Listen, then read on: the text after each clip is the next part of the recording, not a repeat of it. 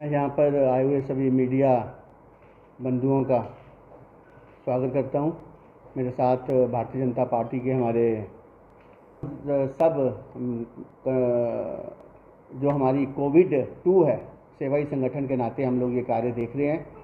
हम पिछले कई दिनों से हमारे भारतीय जनता पार्टी के कार्यकर्ता निचले स्तर पर जाकर हर डिस्ट्रिक्ट के अंदर, जम्मू और कश्मीर के अंदर कार्य कर रहे हैं। पिछले कई दिनों से हम लोग कोशिश कर रहे हैं कि हम लोग इस कोविड की जो महामारी जम्मू कश्मीर में पड़ रही है, इस महामारी को हम किस प्रकार से निपटें। और आज आके हमने देखा कि जिस प्रकार से जो एडमिनिस्ट्रेशन जो यहाँ पे काम कर रही है, ये बड़ी दुख से कहना पड़ता है कि आज जो हमारा मेडिकल हॉस्पिटल बख्शी नगर में है, इन लोगों ने जब ऑक्सीजन के प्लांट वहाँ पे लगाए थे, क्या कारण है कि वो प्लांट आज जिस प्रकार से थोड़ी देर के बाद उनका फ्लो कम हो जाता है, जिसके कारण पेशेंट्स की डेथ हो रही है। कल रात को बात हुई कि किस प्रकार से जो गांधीनगर हॉस्पिटल है वहाँ भी कल ऑक्सीजन नहीं मिल रही थी, जिसके कारण वहाँ पे भी कल पेशेंट्स नहीं ली जा रहे थे। इसी प्रकार से हम अगर प्राइवेट सेक्टर में देखें तो नारायणा हॉस्पिटल पिछले 7 दिन से एक भी पेशेंट नहीं ले रहा। अगर हम बत्रा में देखें तो 40-50 के 110 की कैपेसिटी के बाद 40-50 पेशेंट लेना, ये बहुत बड़ा क्राइम है। ये इंजीनियरिंग जो उनका डिपार्टमेंट है या मैकेनिकल डिपार्टमेंट है, उनसे पूछा जाना चाहिए कि क्या कारण है कि आज कोविड के लिए 1 साल से जो महामारी थी, 1 साल हो गया, आप लोगों ने क्या इसके ऊपर कदम उठाए हैं। आज आप लोग सचमुच में क्रिमिनल अगर हैं तो आप लोग हैं, जो ये लोगों को यहाँ पे जो सज़ा मिल रही है वो सिर्फ आप इंजीनियर और मैकेनिकल जो डिपार्टमेंट है उनके कारण मिल रही है, क्योंकि जो लोग यहाँ मर रहे हैं वो आपके कारण मर रहे हैं। दूसरा, जो इन्होंने city hospital into triage centre घोषित किया कि हर व्यक्ति, जो भी व्यक्ति होगा, जो भी मरीज होगा, पहले वो सिटी हॉस्पिटल जाएगा। पर सिटी हॉस्पिटल की अगर हम पिछले कई दिनों से हम लोग देख रहे हैं कि वहाँ पे ऑक्सीजन का इंतज़ाम ही नहीं। जिस हॉस्पिटल के अंदर हर पेशेंट ने जाना है, सीटी स्कैन कराना है, वहाँ पे इनके पास ऑक्सीजन की व्यवस्था नहीं है। और उसके बाद अगर मैनेजमेंट देखें, वहाँ स्किल मैनेजमेंट चाहिए। वहाँ पे जो भी पेशेंट आता है, उनको कोई माइनर कोविड है, किसी को मेजर कोविड है, पर वहाँ पे किस प्रकार से मैनेज करके, किस प्रकार से उनको दूसरे हॉस्पिटल में भेजना है, इसकी व्यवस्था कैसे करनी है, इसमें भी मैनेजमेंट वहाँ फेल है। आज की तारीख में लोग धक्के खा रहे हैं, पर वहाँ की मैनेजमेंट को भी वहाँ पे अपने आप को चुस्त दुरुस्त करना चाहिए कि कोई रात को वहाँ पे आता है तो आप किस प्रकार उस पेशेंट को देख के बाकी हॉस्पिटल में शिफ्ट करेंगे। तीसरा, जो वहाँ पे जिस प्रकार से ये लोग रोज एडवाइजरी जारी करते हैं कि इस हॉस्पिटल में रात को इतने बेड हैं, इस हॉस्पिटल में रात को इतने बेड हैं, इस हॉस्पिटल में रात को इतने बेड हैं। अगर ये रात को 15 बेड खाली बताते हैं तो पेशेंट जम्मू में क्यों धक्के खा रहे हैं रात को हॉस्पिटल के अंदर जाकर? उनको बेड क्यों नहीं मुहैया कराए जाते? क्या व्यवस्था इन लोगों की है? तीसरा, जो इनका यहाँ पे इतना बड़ा जम्मू कश्मीर, और खासकर जम्मू की बात करूँगा, no mechanism of plasma donation camp.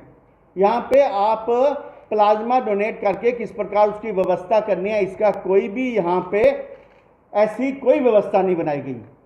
क्या कारण है कि आप लोग क्यों पीछे चल रहे हैं? तीसरा, जो यहाँ की एडमिनिस्ट्रेशन है, एडमिनिस्ट्रेशन यहाँ पे पॉलिटिकल एक्टिविटी आज ना के बराबर है, क्योंकि पॉलिटिकल सेटअप नहीं है। तो यहाँ गवर्नर महोदय, जो हमारे एलजी हैं और यहाँ की एडमिनिस्ट्रेशन है, उनको कम से कम अपने फ़ोन उठाने चाहिए। आम जो जनता है वो किससे रूबरू होगी? और ख़ासकर जो एनजीओज़ हैं, जो नुमाइंदे हैं पब्लिक के, या जो पार्टीज़ हैं, मैं सब पार्टी की बात करता हूं, उनसे तालमेल रखना चाहिए कि जो ग्रास रूट लेवल पे क्या कमियां हैं उसको हम किस प्रकार से हम उन कमियों को पूरा कर सकें। ये भी बड़ी ज़रूरत है। आप बंद कमरे में अगर आप लोग मीटिंग करते हैं, उस मीटिंग का कोई फ़ायदा नहीं जब तक आप फीडबैक लोगों के नुमाइंदों से नहीं लेंगे। तीसरा, जो 108 एम्बुलेंस की जो सुविधा है, आज वो भी सुविधा फेल हो चुकी है। एडमिनिस्ट्रेशन को चाहिए 108 की जो सुविधा है एम्बुलेंस की, उसको एडमिनिस्ट्रेशन के साथ मिलकर किस प्रकार से व्यवस्थित किया जाए और लोगों को समय पे किस प्रकार से एम्बुलेंस पहुंची जाए, इसकी व्यवस्था भी बड़ी ज़रूरत है आज की तारीख में। पॉइंट, जो हमारे ऑक्सीजन सिलेंडर्स हैं, इन गवर्नमेंट ने तो फैक्ट्री को अपने अंदर ले लिया कि ब्लैकमेलिंग ना हो या उसकी पूर्ति की जा सके, पर आम व्यक्ति को घर पे सिलेंडर किस प्रकार से मिलेगा? 5 लोगों की या 4 लोगों की एस ऑफिसर की इन्होंने टीम बनाई और ऑफिशियल बोला कि ये सिलेंडर मुहैया कराएंगे, पर वो लोग कॉल तक नहीं उठाते। उनके साथ हमारा मानना है कि एनजीओ या कोई ऐसे संस्था जोड़कर जो विधिवत रूप से उन सिलेंडर को सही पेशेंट तक पहुंचाए। और दूसरा, इसमें सबसे बड़ा फ्लॉ क्या है कि कोई भी व्यक्ति अगर फ़ोन वो उठा भी लेते हैं तो वो डॉक्टर से जाके लिखवा के लाएंगे। आम डॉक्टर के पास डिग्री है पर वो नहीं लिख सकता, खाली हमारे सिटी हॉस्पिटल वाले ही लिख के देंगे तो वो उसको सिलेंडर देंगे। जब तक ये कार्रवाई होगी तब तक हमारा पेशेंट भगवान को प्यारा हो जाएगा। उसके बाद जो पिछली हमारी डिमांड है कि सबसे पहले वहाँ पे जो पैरा मेडिकल स्टाफ्स हैं उसकी इतनी कमी है, उसको किस प्रकार से पैरा मेडिकल स्टाफ को लगाया जाए और किस प्रकार से उसकी भर्ती की जाए। या नर्सिंग हॉस्पिटल्स या पैरा मेडिकल हॉस्पिटल जो कॉलेजेस हैं, वहाँ से हज़ारों की तादाद में बच्चे पास होकर निकले हैं। इनको चाहिए कि वो नर्सिंग जो कॉलेजेस हैं वहाँ के जो बच्चे हैं उनको 5 या 6 महीने की सैलरी पे लिया जाए। वो ट्रेंड बच्चे हैं और वहाँ पे इन लोगों को इंस्टीट्यूशन खोलने चाहिए। वहाँ पे कोविड सेंटर खोल के उन बच्चों को लगाना चाहिए।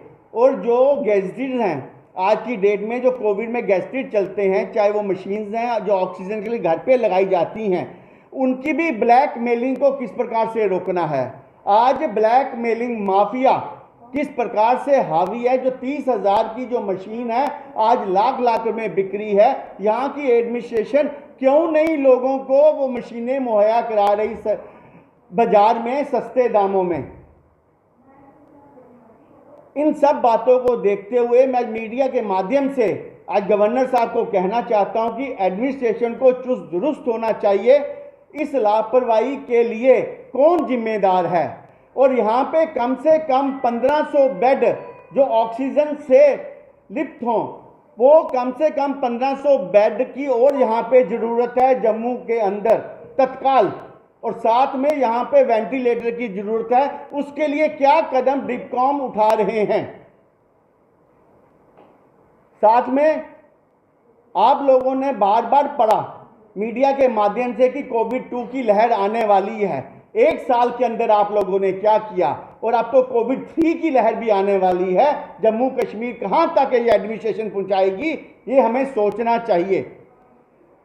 नरेंद्र भाई मोदी जी ने एक अपील की थी कि जो मेडिकल पर्सनल रिटायर हैं, प्री मैच्योर ऑफिसर जिन्होंने 2 साल पहले मैच्योरिटी ले ली थी, उन लोगों को लगाना चाहिए। उसके बाद जो लोग अपनी मर्जी से सर्विस देना चाहते हैं उनको अपॉइंटमेंट देनी चाहिए। जब तक पैरा मेडिकल स्टाफ बढ़ेगा नहीं, जब तक नए ये लोग क्वारंटाइन सेंटर बनाएंगे नहीं, जहाँ पे 24/7 हावर में सिर्फ पैरा मेडिकल स्टाफ भी रहे और छोटे छोटे इक्विपमेंट गैस के ऑक्सीजन के वहाँ पे लगाए जाएंगे, तब जाके यहाँ स्थिति सुधरेगी। क्योंकि ये जो कोविड है, ये हमारी जो लड़ाई है, जंग है, ये साइकोलॉजिकल भी जंग है।